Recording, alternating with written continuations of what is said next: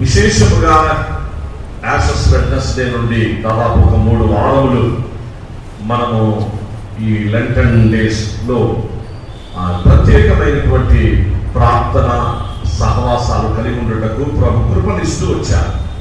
మన సంఘం నుంచి అనేక మంది అలాగూ దేవుని వాక్యాన్ని అందించటకు సహోదర సహోదరులు మీలో నుంచి మంచిగా ముందుకు వచ్చి ఇంకా కొంతమంది అడుగుతున్నారు, మేము వాక్యం అందిస్తామని.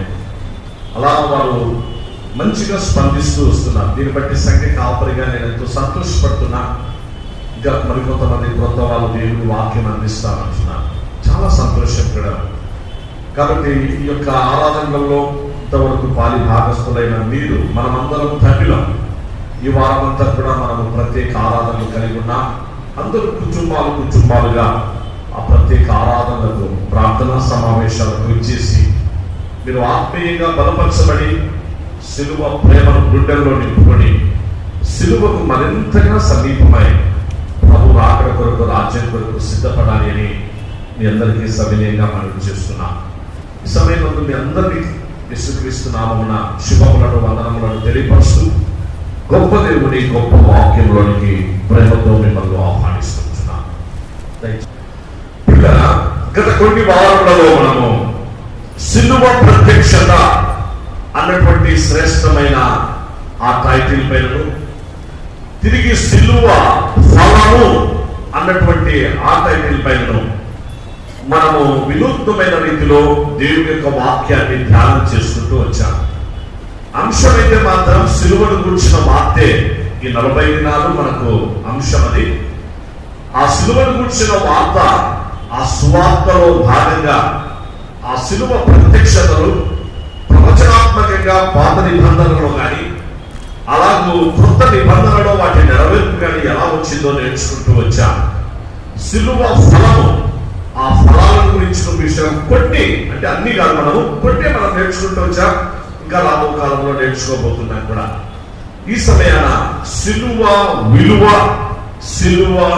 విలువ అన్నటువంటి శ్రేష్టమైన ఈ అంశం పైన ప్రభు ఆత్మ మనలను బలపరిచిన కొలది మరికొన్ని సత్యాలు దేవుని వాక్యంలో నుంచి మనం తెలుసుకుని సిలువకు మరింత సమీపమై ఆ మనమందరం కూడా వెలిగించబడిన విలువ కలిగినటువంటి వారంగా ముందుకు సాగుటకు ప్రభు కృపను అనుగ్రహించును గాక. సిలువ విలువ అనేటువంటి శ్రేష్టమైన అంశం. అందులో ప్రాముఖ్యంగా ఈ వారంలో మనము మార్చి 8వ తారీఖున ప్రపంచ మహిళా దినోత్సవాన్ని వరల్డ్ ఉమెన్స్ డేగా ప్రపంచమంతా కూడా సెలబ్రేట్ చేసుకున్నారు. మహిళా దినోత్సవం ఈ వారంలో అది జరిగిపోయినది పిల్లరా. కనుక దేవుని యొక్క వాక్యంలో మహిళలకు లేదా స్త్రీలు దేవుని సృష్టిలో ఒక ప్రత్యేకమైనటువంటి ఉద్దేశంతో దేవుడే కలుగ చేసినటువంటి స్త్రీ ప్రభు తన వాక్యంలో కానీ లేదా యేసుక్రీస్తు ప్రభువారి యొక్క శిలువ యొక్క కానీ అలాగే మిగిలిన అన్ని విషయాల్లో స్త్రీలను ప్రభు ఏ విధంగా వారిని ఆశీర్వదిస్తూ బలపరుస్తూ వారికి అన్ని విషయంలో ఆధిక్యతలను ఇస్తూ ప్రభు శిలువ ఎదుట వారి విలువలను ఏ విధంగా పెంచుతూ వచ్చారన్నటువంటిది కూడా ఈ దినపు మన వాక్యంలో మనం వాటిని జ్ఞాపకం చేసుకుందాం. ప్రత్యేకంగా ప్రపంచ మహిళా దినోత్సవ సందర్భంగా స్త్రీమూర్తులైనటువంటి మీ అందరికీ, మన సంఘంలో స్త్రీమూర్తులందరికీ కూడా సంఘపక్షంగా అందరి పక్షంగా ప్రత్యేకమైనటువంటి శుభములు శుభాభివందనలు మీకు తెలియపరుస్తున్నా. ప్రపంచ మహిళా దినోత్సవ సందర్భంగా స్త్రీమూర్తులందరికీ నిండు మనసుతో ప్రత్యేకమైన అభినందనలు, శుభాశీస్సులు. ప్రియులారా, దేవుని మహా సృష్టిలో స్త్రీ ఒక ప్రత్యేకమైన ప్రాధాన్యతను సంతరించుకున్నారు. ఎందుకనగా స్త్రీ లేకపోతే పురుషుని జీవితం అసంపూర్ణం. దేవుడు ఆదామును కలుగ చేసినప్పుడు ఆదాము దగ్గరికి అన్నిటినీ పంపించినప్పుడు, అనగా ఈ సృష్టిలో ఆదాము ఒక్కడే అలా ఫస్ట్ ఆయన దేవుడు కలగ చేసిన తర్వాత నెక్స్ట్ ఆదాము దగ్గరికి పంపించిన అన్ని జంతువులు, ఆదాము దగ్గరికి పంపించిన అన్ని పక్షులు, అన్ని క్రిమికీటకాలు, లివింగ్ బీయింగ్స్ అన్ని కూడా మేల్ అండ్ ఫీమేల్ తో ఉన్నాయి. ఆదాము పేర్లు పెట్టాడు. అది సింహమైనా, లేకపోతే అది చీమైనా, అది పక్షిరాజైనా, గ్రద్దైనా, ఒక చిన్న పిచ్చుకైనా, అన్నిటికీ కూడా పేర్లు పెట్టినటువంటిది ఆదామే. అప్పటికి ఇంకా హవ్వ కాదు సుమా. అయితే ఇదంతా ఎంతో జాగ్రత్తగా గమనిస్తూ తన కుమారుడు ఆదాము అలాగ అన్నిటికీ పేర్లు పెడుతూ అలా ఉంటే చూస్తూ ఉన్నటువంటి తండ్రి ఆదాములో ఇంపర్ఫెక్ట్నెస్ కలుపుకున్నాడు. ఇంపర్ఫెక్ట్నెస్ అనగా అసంపూర్ణమైనటువంటి ఆ పరిస్థితిని గమనించాడు. ఆదాములో సంపూర్ణత లేదు, పర్ఫెక్ట్నెస్ లేదు, ఇంపర్ఫెక్ట్నెస్ ఉండిపోయింది కూడా. అనగా ఏదో ఒక వెలితి, ఏదో ఒక కొరత, ఏదో ఒకటి అలా మిగిలిపోయింది. ఇప్పుడు తన కుమారుల్లో ఉన్న ఆ కొరత, ఆ వెలితిని తీసివేయడానికి సాక్షాత్తు దేవుడే ఒక ప్రత్యేకమైన ఆలోచనతో, ప్రత్యేకమైన ఉద్దేశంతో నా కుమారుడైన ఆదామునకు సాటి అయిన, దయచేసి గుర్తుంచుకోవాలి, అందరూ కూడా సహోదరులు సహోదరులు, పురుషులు స్త్రీలు అందరూ ఉంటారు. దేవుని అద్భుతమైన దేవుని వాక్య పరిశుద్ధ గ్రంథం ఆదికాండం ప్రారంభంలోనే స్త్రీ గురించి వ్రాయబడినటువంటి విషయాల్లో ఎంత ప్రాధాన్యత పరిశుద్ధాత్మదేవుడు స్త్రీ విషయంలో ఇచ్చారనేది, వాక్యంలో ఎంత మంచిగా వ్రాయించారనేది, సాటి అయిన సహాయము అన్నాడు. అనగా ఆదామునకు సాటి అయినటువంటి సహాయము లేకపోయింది. సాటి అయిన, ఇంకా దీంట్లో తేడా లేదు పిల్లరా, దీంట్లో కంపారిజన్ లేదు, అది ఇన్కంపారబుల్ అన్నమాట. అందుకే ఇంగ్లీష్ లో మంచి పదం అంటే హెల్ప్ మీట్ అంటున్నారు. హెల్ప్ మీట్, సాటి అయినటువంటి సహాయము ఆదామునకు ఇవ్వడానికి దేవుడు ఆలోచించి ఆదాములోనే, అనగా పురుషునిలోనే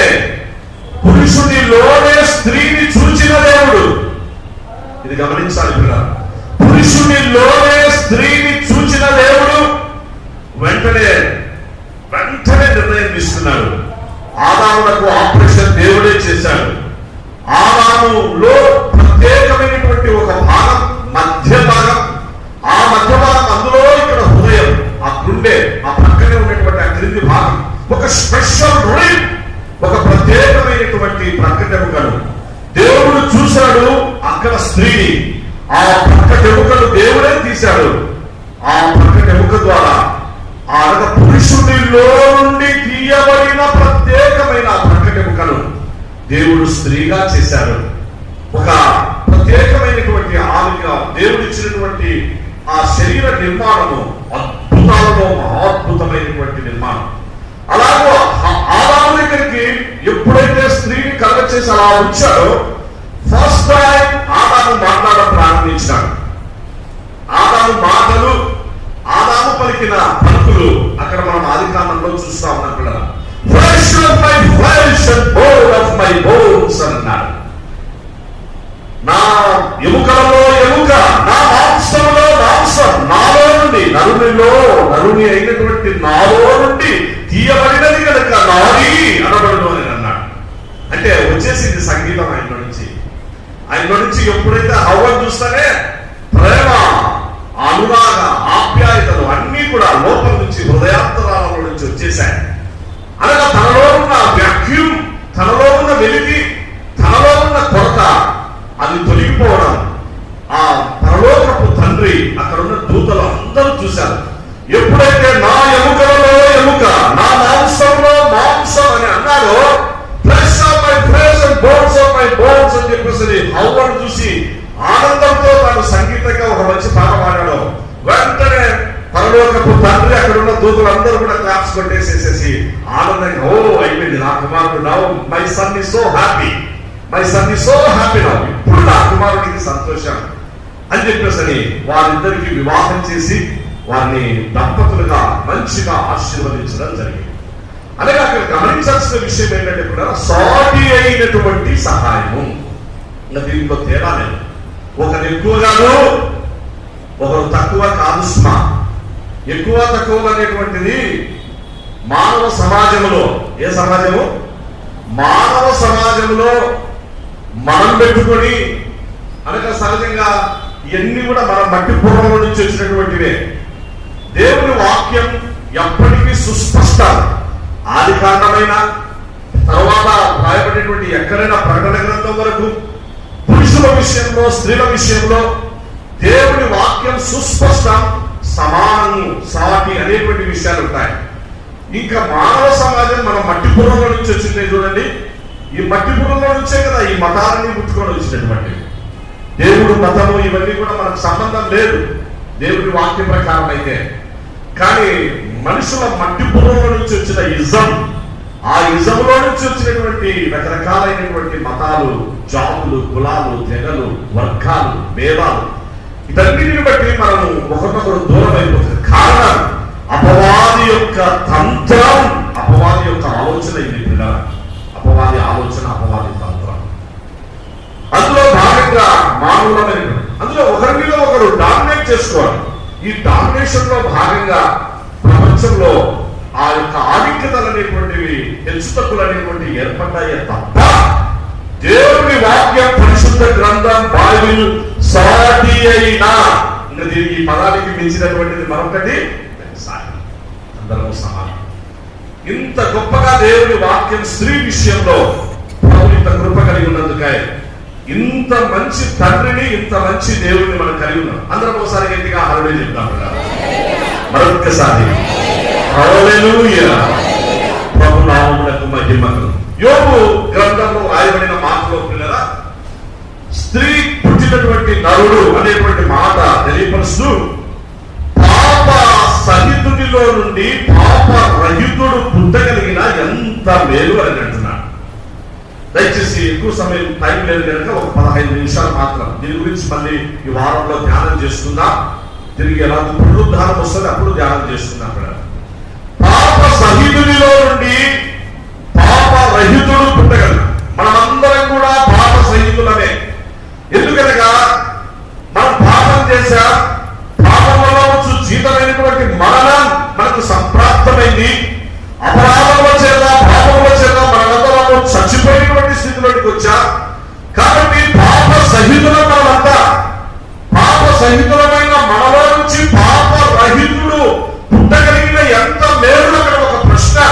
కానీ అలాగున పుట్టలేరు అని చెప్పేసి అక్కడ వాళ్ళకై వాళ్ళే ఒక స్టేట్మెంట్ గా తీసుకున్నారు.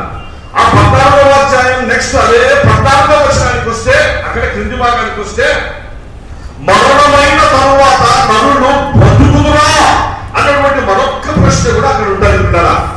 ఇక్కడ చూస్తే పాప సహితులలో నుంచి పాప రహితుడు పుట్టగలిగిన ఎంత మేలు అని. అక్కడ చూస్తే అదే 14వ వచనంలో, 14వ అధ్యాయం 14వ వచనంలో మరణమైన తరువాత నరులు బ్రతుకుదురా మరొక్క ప్రశ్న. అంటే వీటన్నిటి గురించి మానవులమైనటువంటి మనకు పరిమిత జ్ఞానంలో ఇంతవరకే ఉంచున్నది. ఎందుకనగా మరణం తప్పించుకున్నట ఇది ఎవరి వశము కాదు. మరణం తథ్యం. ఈ మరణానికి మందు లేదు, ఈ మరణానికి మెడిసిన్ లేదు, ఈ మరణానికి ఏ డాక్టరు లేదు. ఈ మరణానికి ఈ ప్రపంచంలో ఎన్ని ప్రయోగాలు చేసినా, ఎన్ని పరిశోధనలు చేసినా, ఎన్ని కోట్ల కోట్ల కోట్ల మిలియన్స్ బిలియన్స్ డాలర్ల డబ్బులన్నీ కుమరించినా, ఎన్ని కెమికల్స్ తో ఎన్ని రకాలకి ఏం చేసినా మరణం నుండి తప్పించుకోవడం ఇది ఎవరి వశము కాదు అన్నటువంటిది స్పష్టంగా ప్రకృతిలో మనందరికీ కూడా తెలిసిపోయింది. కారణం ఏంటంటే దేవుని చేత ఏర్పాటు చేయబడింది. ఆ రోజు మనం దేవుని మాట వినకపోవటం బట్టి, దేవుని మాట వినకపోవటయే ఆజ్ఞాది క్రమమే పాపం. పాపము వలన వచ్చు జీతము మరణము కనుక దేవుని మాట కారణం కనుక ఆ మరణం అనేది మనకు సంప్రాప్తమైంది. దేవుని ఆ మరణం అనేటువంటిది మనకు, మన శరీరంలో మనకు సంప్రాప్తమైనప్పుడు దీన్ని తీసివేయడం ఈ ప్రపంచంలో ఎంత చదువుకున్నటువంటి వాళ్ళకైనా, ఎంత విజ్ఞానవంతులకైనా, ఎంత డాక్టర్స్ కైనా, ఎవరికైనా వీలు కాదుస్తున్నా. ఎవరైనా ఒకవేళ మనకు ఆరోగ్యం బాగలేకపోతే ఒక మంచి సూపర్ స్పెషలిస్ట్ దగ్గరికి పోతే 1 సంవత్సరం 2 ఏళ్ల పాటు మరికొంత కాలం పాటు బ్రతికించడానికి మెడిసిన్ తీసుకోగలం, కానీ మరణాన్ని తప్పించడం ఎవరి వశమో కాదు. అందుకే అక్కడ యోబు గ్రంథకర్త అంటున్నాడు, పాప సహితుడిలో నుండి పాప రహితుడు పుట్టగలిగిన ఎంత మేలు. అలాగే ఎవడు పుట్టనేరడు కదా. కానీ పిల్లరా, అద్భుతం జరిగింది. రండి గలతీ పత్రిక ఒక మాట చదువుకుందాం. గలతీ పత్రిక 4వ అధ్యాయం 4వ వచనం దయచేసి ఆ ఒక్క మాట చదువు. గలతీ పత్రిక 4వ అధ్యాయం 4వ వచనం పిల్లరా.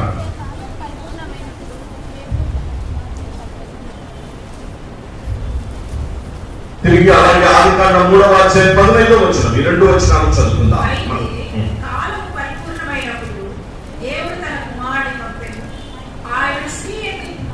స్త్రీ యందు పుట్టి, దయచేసి అండర్లైన్ చేసుకోండి పిల్లరా.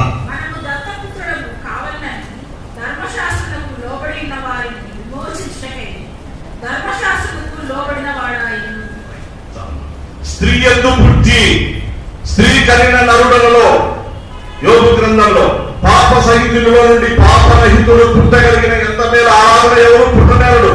అయిపోయింది, పుట్టాడు. పుట్టనేరడు అనుకునేది జరిగిపోయింది. అసాధ్యం సుసాధ్యమైంది. అలా ఎవరు పుట్టనేరడు. పాప సహితులలో నుండి పాప రహితుడు పుట్టడం అనేటువంటిది అసంభవం కాదు అనుకుంటే, అలాగే ఎవరు పుట్టనేరడు అని చెప్పేసి అనేటువంటి ఒక ఆలోచనలోనికి మానవ జ్ఞానం అక్కడికే ఆగిపోతే, అక్కడే ఆగిపోతే కాదు, ఇక్కడి నుంచి ప్రారంభమవుతుంది దేవుని మహాద్భుతమైన కార్యమని. స్త్రీ కనిన, అలాగే స్త్రీ సంతానం, స్త్రీ గర్భమున సాక్షాత్తు యేసుక్రీస్తు ప్రభువు ఈ లోకంలో మన కొరకై జన్మించారు. అందరికోసారి గట్టిగా హల్లెలూయా చెప్తాం పిల్లరా. మరొక్కసారి పిల్లరా. ఆదికాండం 3వ అధ్యాయం 15వ వచనం దయచేసి. ఆదికాండం 3వ అధ్యాయం 15వ వచనం. మరియు నీకును స్త్రీకి నీ సంతానమునకు ఆమె సంతానమునకు వైరము కలుగును. ఆమె సంతానము, స్త్రీకి నీ స్త్రీ సంతానమునకు, దయచేసి అండర్లైన్ చేసుకోండి ఇక్కడ. ఆదికాండం 3వ అధ్యాయం 15వ వచనం. ఇక్కడ ఆగిపోదాం, ఇంకా ధ్యానం చేసుకుందాం. దయచేసి నా వైపు చూడాలని కోరుతున్నాం. ఇంకా చాలా రెఫరెన్స్లు ఉన్నాయి, కాకపోతే సమయాభావం ఉంటుంది. నెక్స్ట్ మనం తర్వాత దినాల్లో ధ్యానం చేస్తాం. స్త్రీ సంతానము పిల్లరా. అనగా యేసుక్రీస్తు ప్రభు స్త్రీ సంతానంలో నుండి ఆదికాండం 3వ అధ్యాయం 15వ వచనప్పుడు నెరవేర్పులో భాగమై ఆయన ఈ లోకంలో మన కొరకై జన్మించారు. ఆయన మన కొరకు పుట్టారు. ఆయన మన కొరకై జీవించారు. ఆయన మన కొరకై మరణించారు. ఆయన మన కొరకై మరణాన్ని జయించి తిరిగి లేచాడు. వీటన్నిటిలో కూడా ఇప్పుడు గమనించాలి, ప్రపంచ మహిళా దినోత్సవం సందర్భంగా తిరిగి దేవుడి వాక్యం స్త్రీల విషయంలో ఎంత ప్రాధాన్యత ఇచ్చిందో ఈ విషయాలను అందరూ గమనంలోకి తీసుకొని దయచేసి మంచిగా ఆలోచించాలని కోరుతా ఉంటున్నా. యేసుక్రీస్తు ప్రభు ఆయన జన్మించి ఆయన జీవించినటువంటి కాలంలో, నెక్స్ట్ ఆయన పరిచర్యలో ఎక్కువగా ప్రభువునకు అందుబాటులో ఉండి అన్నిటిలో ఎక్కువగా సహకరిస్తూ వచ్చినటువంటి వాళ్ళు స్త్రీమూర్తులు పిల్లరా. దేవుని వాక్యంలో మనం చూస్తూ ఉంటున్నాం. చాలా చెప్పడానికి ఎన్నో సందర్భాలు ఉన్నాయి, కానీ అది అంత కూడా కాదు. కానీ నెక్స్ట్ సిలువ దగ్గరికి మాత్రం అవుతాం. ఎందుకనగా మన అంశం సిలువ విలువ కనుక. సిలువ విలువ, స్త్రీ కోల్పోయినటువంటి ఆ విలువను, స్త్రీ కోల్పోయినటువంటి ఆ సంతోషాన్ని, స్త్రీ కోల్పోయినటువంటి దేవుడితో సహవాసాన్ని సిలువ ద్వారా, సిలువ మరణం ద్వారా దేవుడు తిరిగి స్త్రీకి ఏ విధంగా ఆధిక్యతనిచ్చారో, ఏ విధంగా స్త్రీలను అన్ని విషయంలో దేవుడు ఆశీర్వదిస్తూ వచ్చాడో, ఆ విలువను వాళ్ళకు ఏ విధంగా పెంచాలనేటువంటిది ఇక్కడ లేఖన భాగాల్లో మనం చూస్తూ ఉంటున్నాం పిల్లరా. అనగా మరణము మానవమైన మనకు రావడానికి అపవాది ఏ విధంగా అయితే స్త్రీని ఉపయోగించుకొని, హవ్వను ఉపయోగించుకొని, హవ్వను మోసగించి ఆ ఫస్ట్ టైం మోసపోయినటువంటి దేవుడి కుమార్తె అయినటువంటి హవ్వ ఈ సృష్టిలో మొట్టమొదటిసారి మోసము చేత నష్టము పొంది, మోసము చేత ఇబ్బంది కలిగి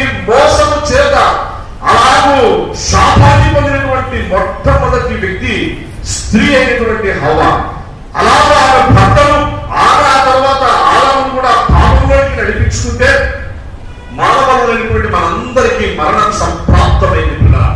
ఇప్పుడు విలువలైనటువంటి మనం, దేవుడికి దూరస్తులమైనటువంటి మనం, నిర్దేవులమైనటువంటి మనలను తిరిగి మన జీవితాలను విలువ కలిగేటట్టు చేయడానికి ఎక్కడైతే పోగొట్టుకున్నామో సంతోషం, ఎక్కడైతే విలువను లేకుండా చేసుకున్నామో అక్కడే తిరిగి తన ప్రియ కుమారుడు యేసు క్రీస్తునందు స్త్రీ సంతానం ద్వారా దేవుడు మళ్ళీ అదే స్త్రీలో నుండి శత్రువైనటువంటి అపవాది వారి నుదుట కొట్టడం జరిగింది. వారి తల చిదురబడడం జరిగింది. వారి నుదుట కొట్టడం జరిగింది. వారు పూర్ణమరణం కూడా అయిపోయింది. అపవాది ఓడిపోవడం కూడా అయిపోయింది. అందుకే పాప సహితుల్లో నుండి పాప రహితులు పుట్టగలిగిన ఎంత మేలు అలాగే ఎవరు పుట్టలేరని, నెక్స్ట్ మరణమైన తరువాత నరులు బ్రతుకుతారన్న ప్రశ్నలతో సతమతమైపోతున్నటువంటి నాటి దినాల్లో యోగు గ్రంథకర్త అలాంటి ప్రశ్నలతో రాస్తే ఎస్ ఇది అసాధ్యం సుసాధ్యం అవుతుంది.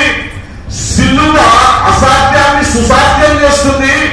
సిలువ మరణం, యేసుక్రీస్తు ప్రభు యొక్క మరణం అన్నిటినీ మనకు మన జీవితంలో విజయం ఇస్తుంది. మనకు అన్నిటిలో సంతోషాన్ని సమాధానాన్ని ఇచ్చి ఆశీర్వదిస్తుందని, అసాధ్యం ఇంపాసిబిలిటీని పాసిబిలిటీగా చేస్తుందని నెరవేర్చిన యేసుక్రీస్తు ప్రభు సిలువ కార్యం. కొరింథీ పత్రిక 15వ అధ్యాయంలో చదవబడిన లేఖన భాగంలోని మాట, విజయవంతు మరణము మృంగివేయబడినప్పుడు ఓ మరణమా నీ ముల్లెక్కల, ఓ మరణమా నీ విజయం ఎక్కడ, మరణపు ముళ్ళు పాపమునకున్న భావం ధర్మశాస్త్రం అనేటువంటి విషయాలు మనం అక్కడ చూస్తూ ఉంటున్నాం.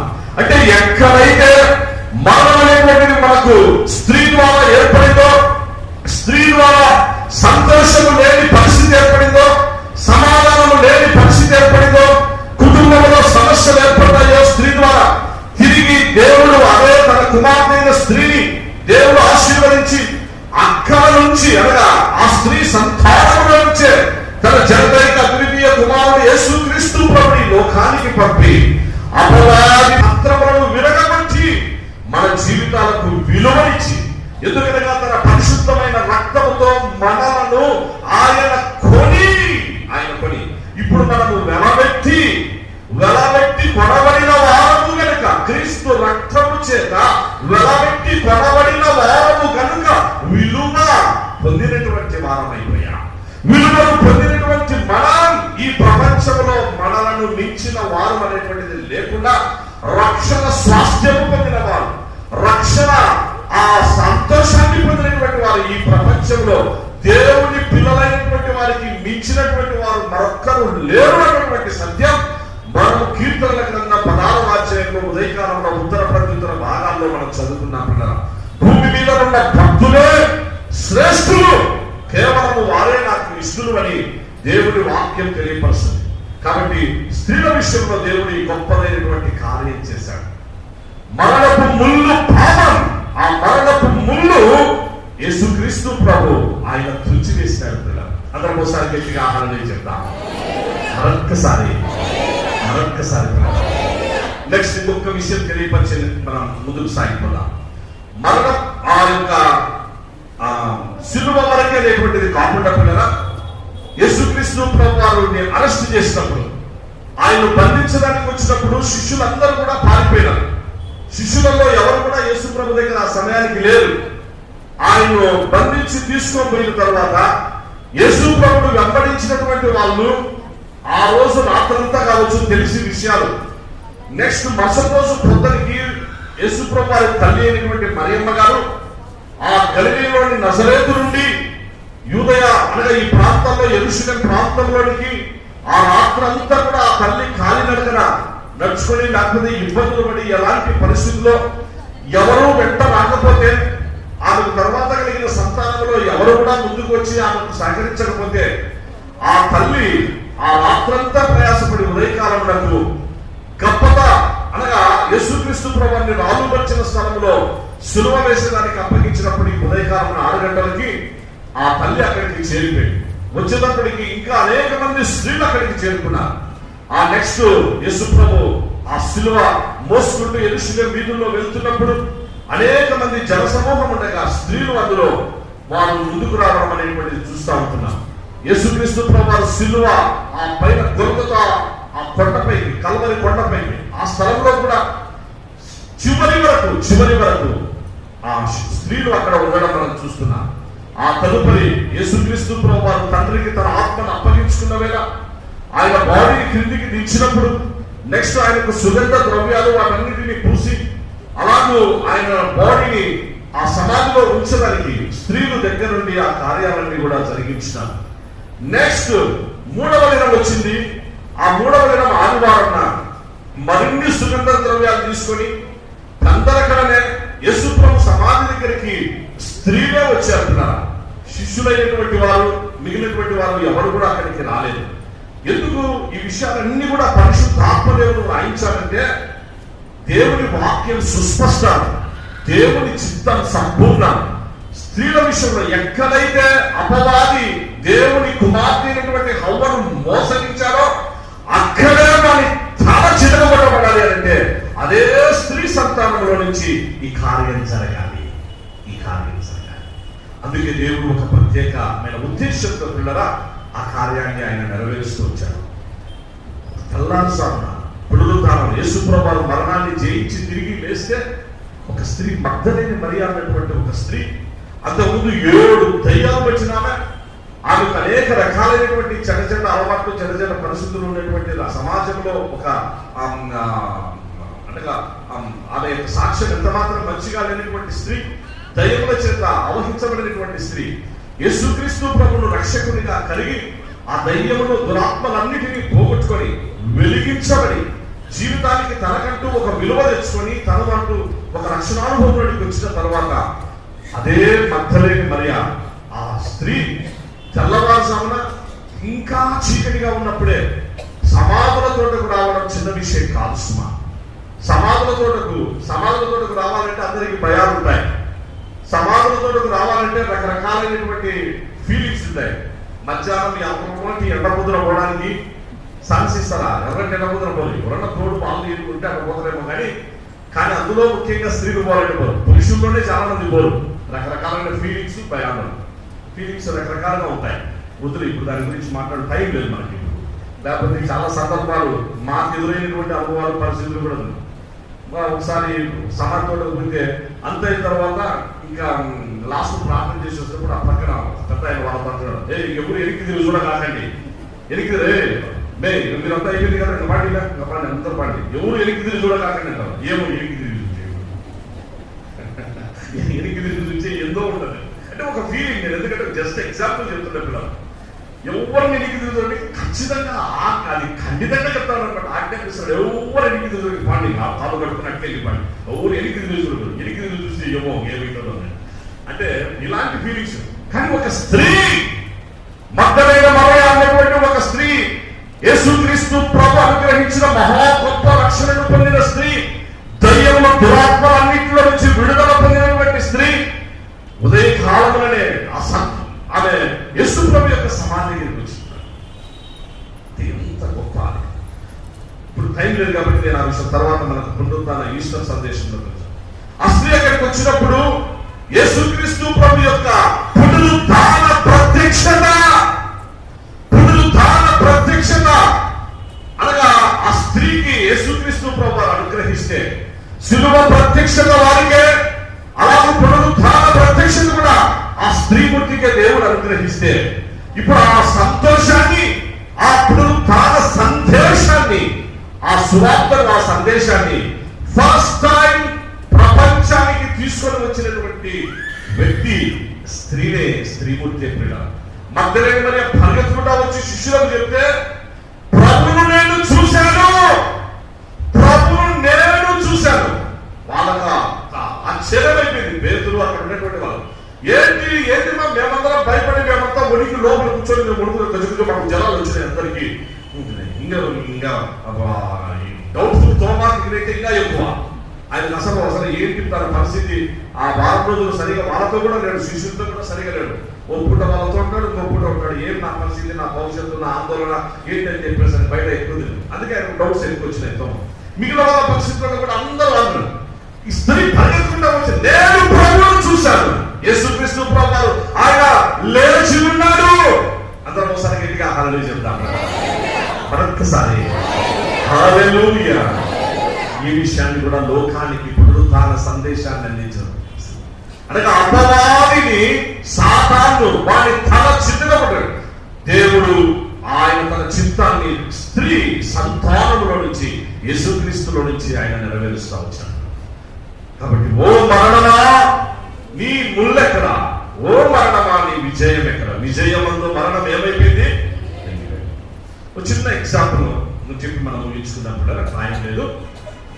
ఒక కందిరిగా తీసుడు ఒక అబ్బాయి, మరి ఆ కందిరిగను తాను సిలుకున్నాడో అది ఎట్టుందో ఏం జరిగిందో మొత్తానికి బాగా పెద్ద కందిరిగా, ఆ కందిరిగకు ముళ్ళు ఉంటాయి, దానికి కందిరిగకు ముళ్ళు. ఈ పిల్లోడు మరి ఏం చేస్తుంటే అది ఆ పిల్లోడు వెంటబడింది. ఆ పిల్లోడిని వెంటబడతానే ఆ పిల్లోడు భయపడి ఇంకా కందిరి అని చెప్పేసరికి మీద ఒకసారి పరిగెత్తుకుంటూ వచ్చినాడు. పరిగెత్తుకుంటూ వచ్చి తప్పించుకునేటప్పుడు వాళ్ళ అమ్మ అన్నే కనిపించింది. అమ్మా అంటే అని చెప్పేసి వాళ్ళ అమ్మ దగ్గరికి వచ్చినాడు పిల్లల. వాళ్ళ అమ్మ దగ్గరికి వచ్చి అమ్మా నన్ను కందిరిగా వెంటబడతాను అని అన్నాడు. కందిరిగా ఎంత పడుతుంది అంటే నైనా నువ్వేం భయపడకాదు కుమారుడా, నేను అని చెప్పేసి వెంటనే ఆ కుమారుని తన ఒడిలోనికి ఆమె ఏం చేసిందంటే, తల్లి కదా ఆ బయట తీసేసి తన కుమారునికి సేఫ్టీగా ఆ ఒడి పెట్టింది. అప్పటికి ఆ కందిరిక దగ్గరికి వస్తుంది. ఇప్పుడు వచ్చే లోపల పొడుగు తప్పించుకున్నాడు. ఆమె ఎందుకంటే తల్లి ప్రొటెక్షన్ ఇచ్చింది, ఆమె పైన కప్పే కుమారుని కాపాడు. ఈ లోపల ఆ కందిరిక ఏం చేసిందంటే వాళ్ళ అమ్మను పుట్టింది.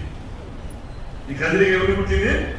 వాళ్ళ అమ్మను పుట్టింది. వాళ్ళ అమ్మను పుడితేనే ఈ పిల్లోడికి భలే కోపం వచ్చింది. కోపం వచ్చి మా అమ్మను పుడతామని చెప్పేసి వెంటనే ఏం చేసిన అప్పటికే ఆ కోపంతో తెలిసిన కందిరికను పట్టుకున్నాడు. ఇక అది దగ్గరకు వచ్చేటప్పుడు కందిరికను పట్టు ఏ కందిరిగా ఏమేమో మా అమ్మను పుడతావా? అవును ఏదే నీ ముళ్ళేదే అన్నాడు. కందిరికను పట్టుకొని ఏమన్నాడు, నీ ముళ్ళు ఏదనంటే ఎక్కడుంది? నా ముళ్ళు ఇరిగిపోయింది, మీ అమ్మను పుట్టినప్పుడే నా ముళ్ళు ఇరిగిపోయిందని. మీ అమ్మను పుట్టాను కదా నేను, మీ అమ్మను పుడతానే నా ముళ్ళు ఏమైపోయింది? ఇరిగిపోయింది. ఇక్కడ అందరూ కూడా ఈ గొప్ప సత్యాన్ని తెలుసుకోవాలి. పెద్దలారా, క్రీస్తునందు సహోదర సార్, అమ్మను పుట్టినప్పుడు ఆ ముళ్ళు విరిగిపోయింది. అమ్మ తన కుమారుని కొరకు, కుమారునికి ఎక్కడ ఏ ఆపద ఏది జరగకూడదు, ఆ బాధ, నొప్పి, ఆ శిక్ష ఏదైనా సరే తాను భరించడానికి ఆ తల్లి సిద్ధపడిన వేళ ఆ ముళ్ళు అక్కడికి వచ్చి ఆ ముళ్ళు ఏమైపోయిందంటే ఆ అమ్మను పుట్టినప్పుడు ఆ ముళ్ళు ఇరిగిపోయింది. ఎస్, ఇవాళ మనందరి పరిస్థితి ఇదే. ఓ మరణమా నీ ముళ్ళెక్కడ? మరణపు ముళ్ళు పాపం. పాపంలో ఉన్నటువంటి బలం ధర్మశాస్త్రం. కాబట్టి మరణపు ముళ్ళు తుచ్చి నిలబడింది, మరణపు ముళ్ళు విరిగిపోయింది. ఎవరి ద్వారా అనగా యేసు క్రీస్తు ప్రభు పునరుద్ధానము ద్వారా, ఆయన శిలువ ద్వారా, ఆయన శిలువ మరణము ద్వారా, ఆయన పునరుద్ధానం ద్వారా ఆ ముళ్ళు అనేటువంటిది కంప్లీట్ గా తుచ్చివేయాలి.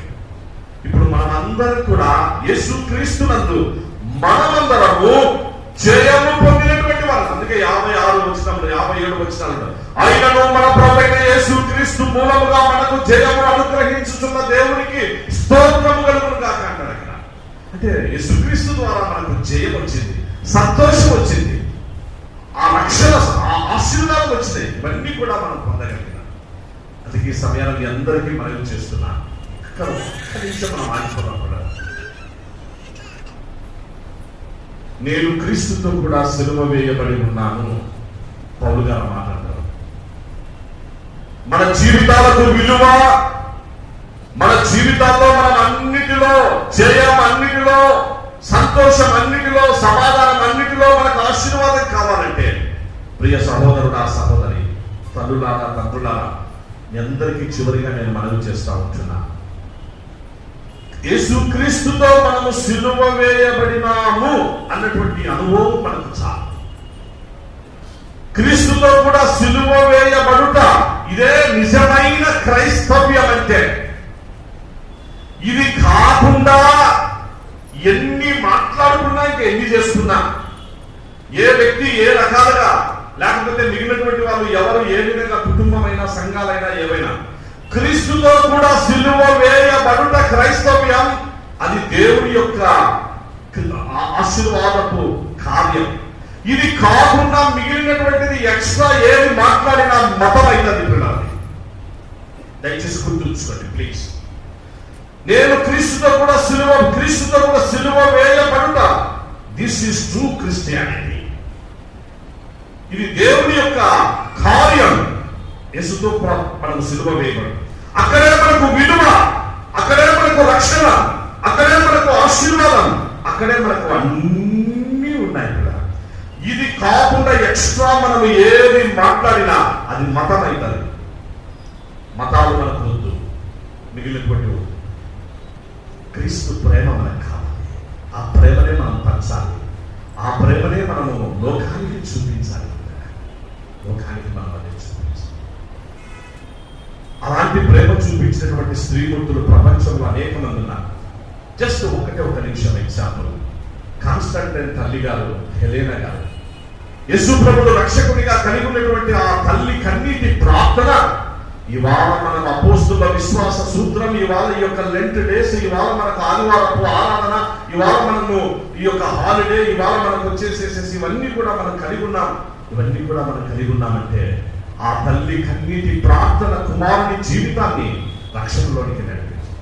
అగస్టిన్ తల్లి గారు, మోనికా గారు 32-33 సంవత్సరాల కన్నీటి ప్రార్థన కుమారుడు అగస్టిన్ జీవితాన్ని, దుర్మార్గుడు త్రాగుబోతైనటువంటి అగస్టిన్ జీవితాన్ని మారిస్తే దేవుని వాక్యం మంచిగా మనం ఈ దినాన కలిగి ఉండడానికి అగస్టీనియన్ థియాలజీ మనం కలిగి ఉండి, సో ఒక సిస్టమాటిక్ థియాలజీ మనం తెలుసుకొని నేర్చుకొని దేవుని వాక్యాన్ని మనం అర్థం చేసుకునేదానికి అగస్టిన్ గారు ఎంతో కృషి చేశారు. థియాలజియన్ గా గొప్ప ప్రసిద్ధి, ప్రపంచ ప్రఖ్యాతి చెందినటువంటి దైవజనుడయ్యాడు. కారణం ఆ తల్లి కన్నీటి ప్రార్థన. జాన్ బన్యన్ గారి ఆయన సతీమణి గారు, అలాగే జాన్ వెస్లీ గారి అమ్మగారు సూజన్న గారు, వీళ్ళందరూ కూడా ఆ తల్లులు వారి యొక్క త్యాగం, వారి పిల్లలనైనా వారి భర్తలనైనా ప్రభు దగ్గరికి రక్షణలోనికి నడిపించుకున్నారు. కాబట్టి లోకాన్ని వెలిగించినటువంటి వారిగా చరిత్రలో ఉండిపోయారు. అందుకే చివరిగా మనం చేస్తుంటున్న ప్రియ తల్లులారా, స్త్రీమూర్తులారా, దయచేసి కుటుంబం కట్టబడడం వాస్తవంగా పోగొట్టుకున్న ఆదాము దగ్గరైనా లేకపోతే తండ్రి దగ్గరైనా పోగొట్టుకున్న దేవుడి కుమార్తె అయినటువంటి హవ్వ బాధపడుతూ విలవిలలాడుతున్న సందర్భం దేవుడి ప్రేమ ఆమెను తాకింది. ఆ తర్వాత ఎక్కడ పోగొట్టుకున్నదో స్త్రీ అక్కడ నుండి తిరిగి అన్ని సంపాదించుకొని అక్కడ నుంచే తిరిగి శత్రువైన అపవాదిని జయించి అలాగూ లోకానికి రక్షణ రావడానికి మళ్ళీ స్త్రీనే కారణమైంది. అలాగే మీరు కూడా దయచేసి కుటుంబ జీవితాల్లో మిగిలిన ఏ పరిస్థితులలో ఎక్కడ సమస్య ఉన్నా, ఎక్కడ ఇబ్బంది ఉన్నా ప్రార్థన ద్వారానే, కొట్లాటలతో కాదు, కొట్లాటలతో కాదు, సహోదరులకు పెద్దలైనటువంటి తండ్రులకు కూడా మనవి చేస్తూ ఉంటున్నాను. భార్యలు, స్త్రీలు వారు మనలో నుంచి వచ్చిన వారే, ఎక్కడి నుంచో కొత్త వారు కాదు సుమా, మనలో నుంచి వచ్చిన వారు, పురుషుడిలో నుండి, నరునిలో నుంచి వచ్చిన నారి. కాబట్టి భార్యలను ఇష్టానుసారంగా మాట్లాడడము, తిట్టడము. కొంతమంది ఉంటారు మహానుభావులు, చాలా గొప్పలు అనుకుంటారు, కొడతారు వాళ్ళు, భార్యలు కొట్టేవాళ్ళు, రోజు కొట్టేవాళ్ళు కొంతమంది ఉంటారు. కనీసం నెలకు ఒక్కసారి 2 సార్లైనా మీ భార్యను చెంపకేసి కొట్టినట్టు నిన్ను నువ్వు చెంపకేసి కొట్టుకునేది. అర్థం కాలే.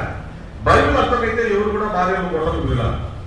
బైబిల్ అర్థమైంది, దేవుని వాక్యం అర్థమైంది, దేవుని ప్రేమ, సిలువ విలువ తెలిసినటువంటి వాళ్ళు ఎవరు భార్యను కొట్టరు.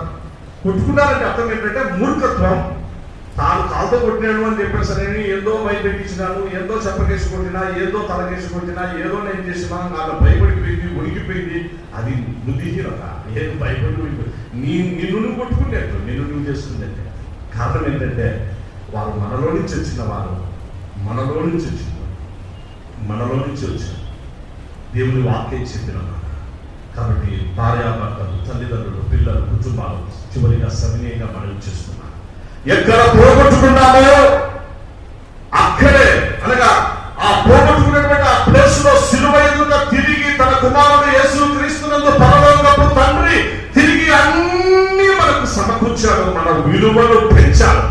ఆయన తన స్వరక్తం ఇచ్చి మనల్ని కొనుట ద్వారా వెలబెట్టి కొనబడిన వారం కనుక విలువ కలిగినటువంటి వారమై ఈ రోజు మనము ప్రపంచానికి అంతటికి వెలుగయ్యాం.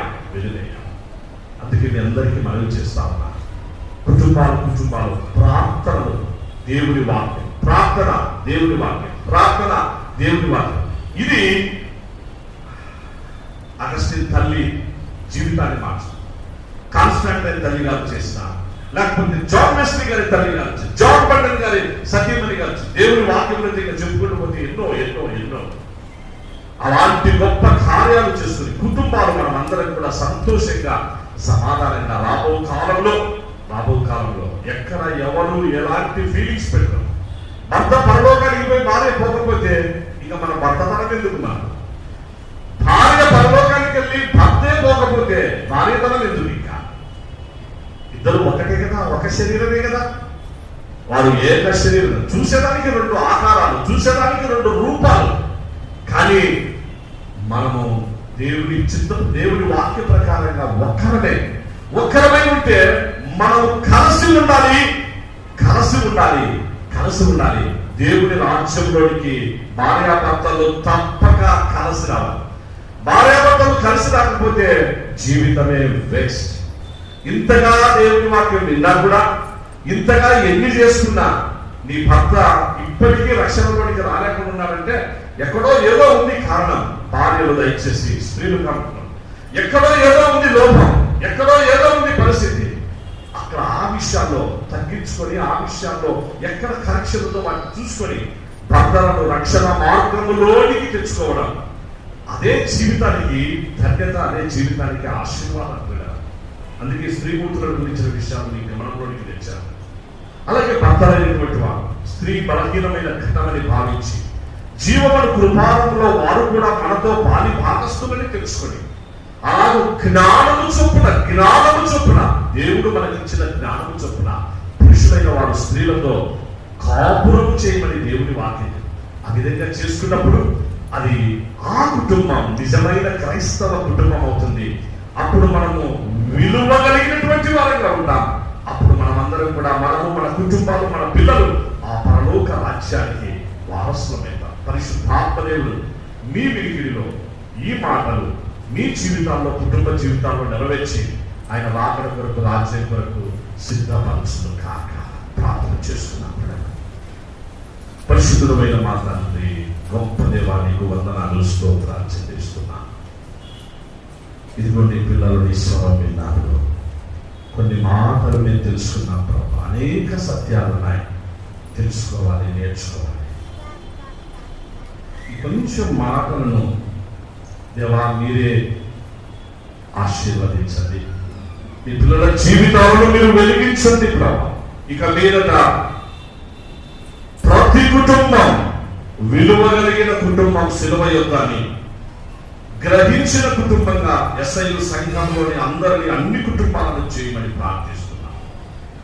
ఎస్ఐలు సంఘంలోని ప్రతి ఫ్యామిలీ, ప్రతి భర్త, ప్రతి భార్య, ప్రతి తల్లిదండ్రులు, ప్రతి కుమారుడు, కుమార్తెలు, పిల్లలందరూనైనా మేము విలువ కలిగిన వారు సిలువ ఎదుట అని గ్రహించి అందరూ కూడా కలిసి కాపురము చేసి, కలిసి నిన్ను స్తుతించి ఆరాధించి, కలిసి నీ రాజ్యంలోనికి వచ్చినకు కృపలాయించి ఈ పిల్లలను, కుటుంబాలను మీరు ఆశీర్వదించున్నారు. ఈ వాక్యం అందరి జీవితాల్లో మీరే ఫలవంతం చేసి ఆశీర్వాదం. తండ్రి, నా ప్రార్థన ఆలకించు. యేసునామమునే దీన మనసుతో ప్రార్థిస్తున్నాము తండ్రి, ఆమేన్. Thank you and all. God bless. పిల్లల ప్రార్థన ఆశీర్వాదం. అందరూ నెమ్మదిగా మీ గృహాలకు వెళ్ళాలని కోరుకుంటున్నాను. గొప్ప తండ్రి, మహోన్నతుడా, ఆశ్చర్యకరుడా, నీకే ఘనత, మహిమ, స్తుతి చెల్లిస్తున్నాను. ఉదయకాలం నుంచి ఇంతవరకు నీ సన్నిధి మాకు తోడుగా వచ్చారు, నీకు వందనములు ప్రభు. తండ్రి, అలాగూ మాతో మీరు మాట్లాడుతూ వచ్చారు, నీకు వందనాలు. సులువ విలువ తండ్రి మేము ఎలా పొందగలమో తండ్రి మీ లేఖనముల ద్వారా తెలియపరిచారు, నీకు వందనాలు. ఈ వాక్యం మీద నీ పిల్లల జీవితాలను తండ్రి మీరు వెలిగించండి.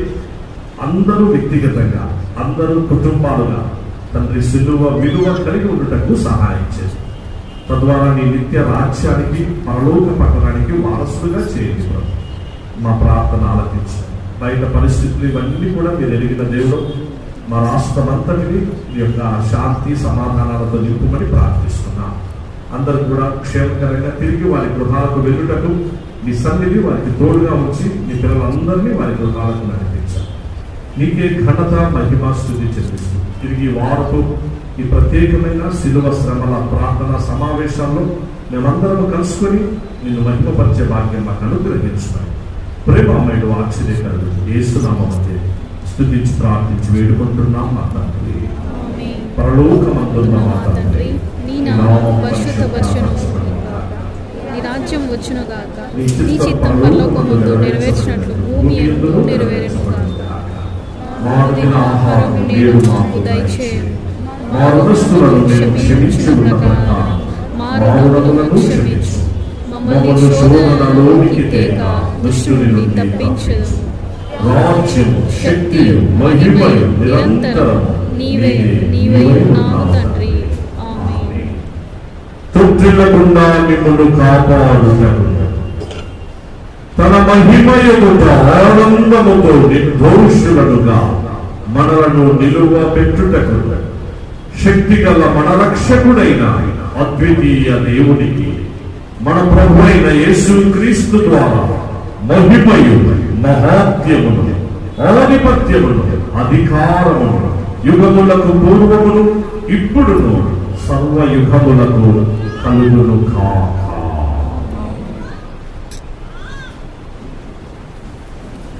అందరికీ వందనాలు. God bless you all. అందరూ సమాధానంగా సెలవు తీసుకుంటారు.